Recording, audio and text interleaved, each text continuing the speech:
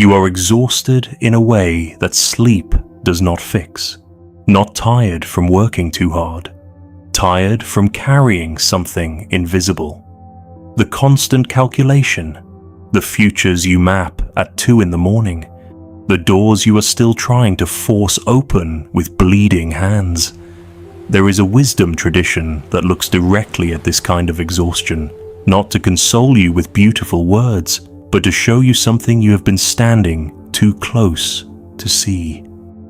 The great Andalusian mystic, Ibn Arabi, spent his life illuminating this one thing, and it changes everything. Not because it tells you to try harder or trust more or be more patient. It changes everything because it shows you what your life actually is.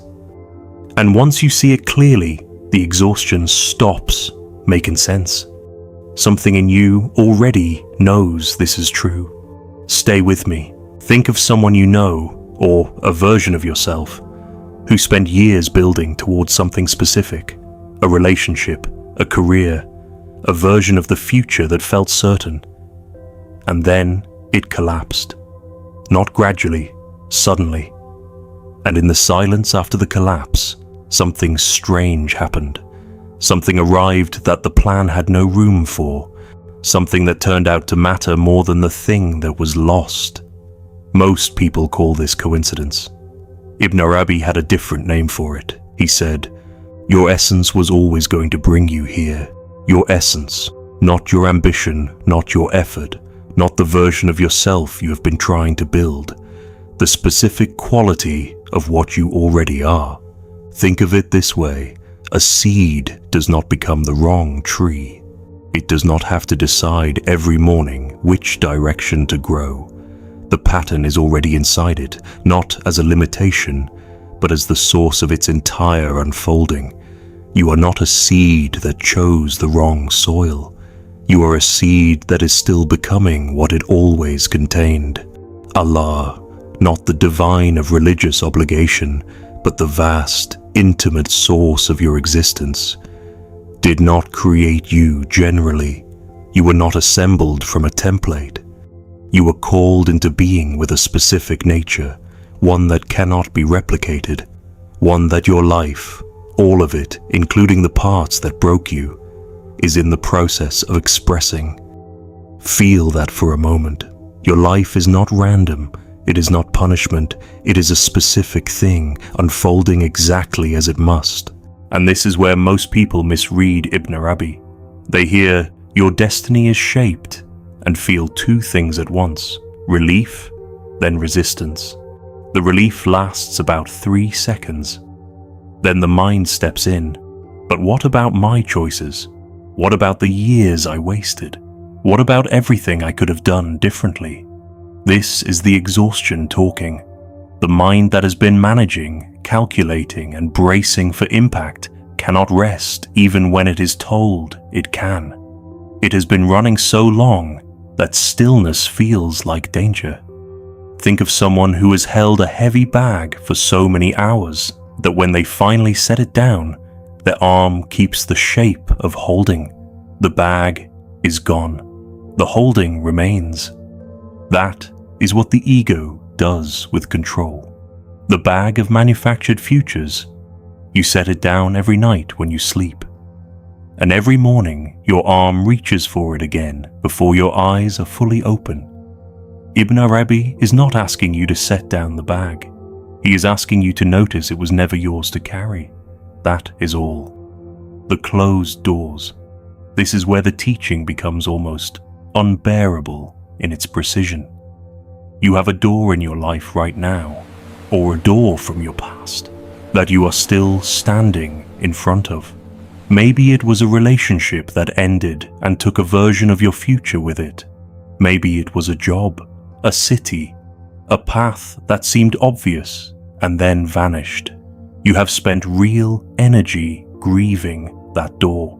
Here is what Ibn Arabi says about it, and this is the part most teachings skip. The closed door was not a rejection, it was a protection. Not a soft, comforting protection. A precise one. A protection that understood what that path would have required of you, what it would have taken, what it would have cost, and redirected you, not arbitrarily, purposefully. Something in your chest knows this is true about at least one closed door in your life. You can feel it, that quiet recognition underneath the grief. The life you did not get to live would not have been yours. It would have been someone else's life, wearing your name.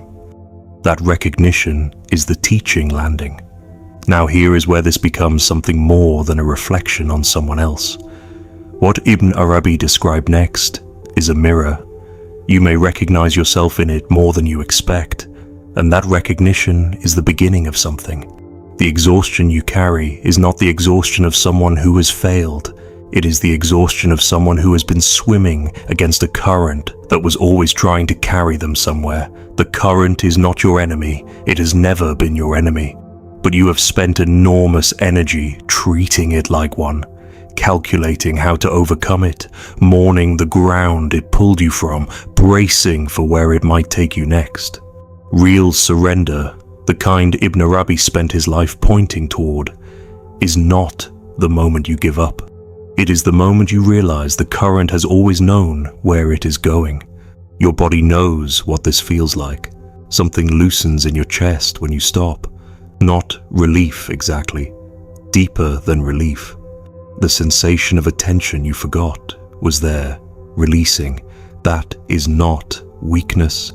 That is what it feels like when the ego finally exhales. So what does this ask of you? Not in 40 days. Tonight, before you reach for your phone, before the calculation begins again, sit with one closed door, not to reopen it, not to make peace with it in the hollow way people mean when they say that. Sit with it and ask one honest question. What did this protect me from? Because somewhere in your genuine answer, something Ibn Arabi knew is waiting. The door that closed was not the universe being indifferent to your pain. It was your specific essence being guided, precisely, carefully, away from a reality that would have required you to become someone you are not.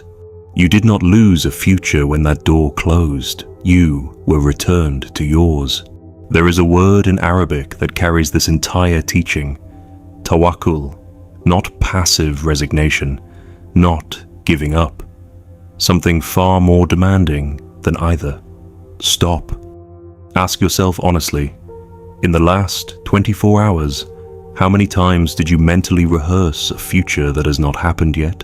How many times did you revise a plan that does not yet exist? How many versions of tomorrow did you build and then dismantle before noon? That is not preparation. That is the ego running a program it was never designed to stop running. Tawakkul is noticing that program in real time, not shutting it down by force, just noticing it, watching it run, and asking quietly underneath it, what if the thing I am trying to manufacture is already in motion without me? The mind trained to plan and protect does not simply retire. It will take everything we have spoken about tonight and try to convert it into a new strategy. But something underneath the mind is already practicing this. You already know how to receive your life. You have done it in the moments when something unexpected arrived and saved you. You called it luck. You called it coincidence. Ibn Arabi called it your essence recognizing itself. What shifts when this lands not as an idea but as something lived is not dramatic. You stop treating your current circumstances as evidence of your failure or your merit. You start noticing, quietly, without fanfare, that the shape of your life is specific, not generic, specific to you in a way no amount of planning could have produced. The delay that is making you desperate right now, you cannot yet see what it is doing, but it is doing something. You began tonight carrying an invisible weight, calculating, bracing, managing futures that have not arrived, and somewhere inside all that effort, there was a question underneath the effort. Is any of this actually mine, to carry? That question is not anxiety. That question is your essence asking to be recognized. You did not arrive here by accident. You are not here to force the world into the shape your fear prefers. You are here to sound a specific note, one that only your life, with all its closures and reversals and unexpected arrivals, could produce. The current has always known where it is going.